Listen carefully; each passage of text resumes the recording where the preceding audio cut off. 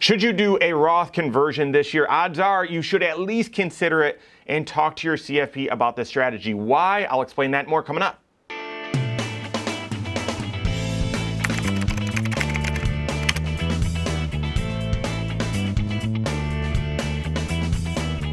My name is Mike Bernardo. I'm the host of the Wise Money Show. I'm also one of the certified financial planners right here at Korhorn Financial Group. Make sure you hit that subscribe button, turn on notifications, and smash that thumbs up button. Have you considered a Roth conversion this year? And while it's different than how it used to be and not as appealing, guys, 2022 is ripe. It's ripe for you to consider doing a Roth conversion. Got a text from my father just last week where we were calculating, I'll just give you a real life scenario. So we're taking a look at their situation and they're drawing Social Security. They each have pensions and they're now past the age where they are forced to withdraw money from their retirement accounts each and every year, required minimum distribution. Where that puts them is into the 22% tax bracket, and there's no way they're going to get out of it unless Social Security goes away or their pension drops or for some reason their required minimum distribution drops, and either one of those would mean some sort of crisis has occurred. And so they're going to be in the 22% tax bracket from here on out. Okay, well, if you're going to pay 22% tax, should you transition some of this money and just voluntarily pay 22% and move it into a Roth IRA so that the future growth is growing tax-free? Think about this. If it's invested the exact same, in an IRA, it's invested a certain way, and all of that growth is going to be tax-deferred, fantastic. But at some point when you draw it out, you're going to have to pay 22% on all of that growth.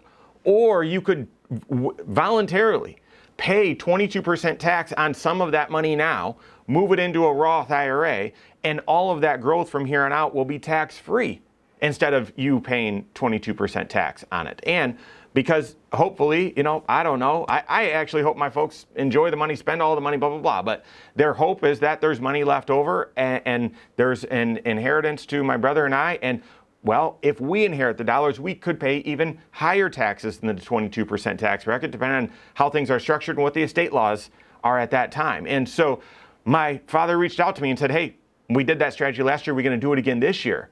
And here's the key point. I said, I've got to do the math. I absolutely think we should do it, especially with the stock market performing the way it's performed. We should absolutely do it this year. Let me do the math. I'll come back to you and let you know what I recommend. He said, perfect, let's get it done. Why? Why is a Roth conversion even more appealing right now?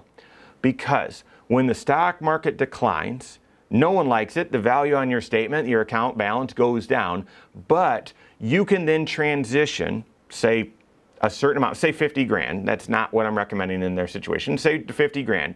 You can move 50 grand from your IRA to your Roth IRA. You've got to pay tax on that 50 grand, okay? But that 50 grand now represents more shares because the values are lower, okay? The share values are lower. So now you have more shares. You've only paid tax on 50 grand, but that 50 grand represents more shares that are now sitting in your Roth IRA that whenever things do rebound, and they could get worse, certainly could get worse before they rebound. But whenever they do rebound, you've got more shares sitting in that Roth account, that tax-free account to grow tax-free for the rest of your life. Typically, a Roth IRA is something you're going to want to consider even more so when stocks are down. Now, it's challenging emotionally. You might not want to consider it at all. Wait a second. My investments are down and you want me to volunteer to even actually pay some tax on this? You've got to be crazy. The reason is to position shares, as many shares as possible, into a tax-free account so that when they inevitably do rebound, whether that's later this year, whether it's next year, or whether it's in a couple years, when they inevitably do rebound, it's in a more tax-advantaged, tax-sheltered account, the Roth IRA, that the growth is tax-free. So when the stock market drops, that is a trigger to, wait a second, do I need to consider a Roth conversion? What are some other times, what are some other triggers when you should consider a Roth conversion? When your income unexpectedly drops. So you've been expecting some sort of bonus and all of a sudden you didn't get it. Or if we go through some challenging times, or you're in a challenging industry right now, and all of a sudden hours get cut or pay gets cut or something like that, your income unexpectedly drops. Another way your income could unexpectedly drop is spouse loses a job, you have a child and spouse stops working, something like that. You or your spouse stops working. Either one of those, your income can all of a sudden drop, and you might find yourself in a lower tax bracket, accompanied by the stock market going down, where you can say, you know what, let's choose to pay some tax on some of these dollars that we've been deferring and delaying, so that they're in the Roth IRA, can grow tax-free forever. And then a similar kind of clue where you should say, wait, should we consider a Roth conversion, is when you expect your tax rate or your taxes will be higher in the future. Well, yes, your income low today, I expect it to be higher tomorrow. Okay, well, that's one of them. I know they are connected, yes. But if you think, well, wait a second, I think I'm going to be in a higher tax bracket in the future because I'm, early in my career, or my spouse isn't working right now and they're going to start working in the future, or I'm starting a business and the business isn't performing great right now, but it has big prospects, or whatever it is. Or it might just be you thinking, I'm confident they're going to raise tax rates. Now, careful with that, because I've thought that for a long time. They've done nothing but go down. But at some point, that's going to end. It's sort of like interest rates. For my entire career, it's been interest rates have got to go up. They've got to go up. They've got to go up. And they've just kept going lower. Well, now things are going up. We'll see how long that lasts. But if you expect to be in a higher tax bracket in the future, another trigger to say, should we do a Roth conversion right now?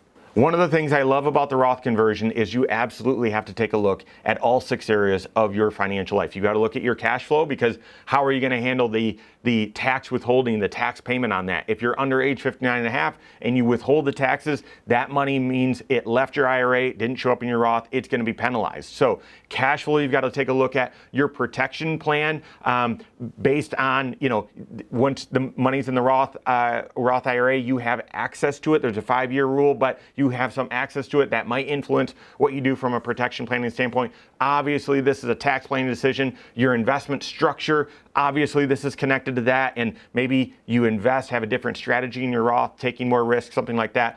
Obviously, this is connected to your retirement plan and your estate plan, who you have beneficiaries and as beneficiaries, and what tax bracket are they going to be in when they could likely inherit these dollars. So this is the quintessential comprehensive financial planning question, the Roth conversion, and everyone should be asking themselves this year, should I do one of these things? So this is a question for your certified financial planner. Work with your CFP, talk to them about whether you should do a Roth conversion, if so, how much, and if so, when should you do it. If you don't have a CFP on your team, you can contact one on my team. Find us online, Korhorn.com, that's Korhorn with a K, wisemoneyshow.com. You can find us there as well, or give us a call, 574-247-5898. All right, there you have it. Go out and take your next wise step in your financial life.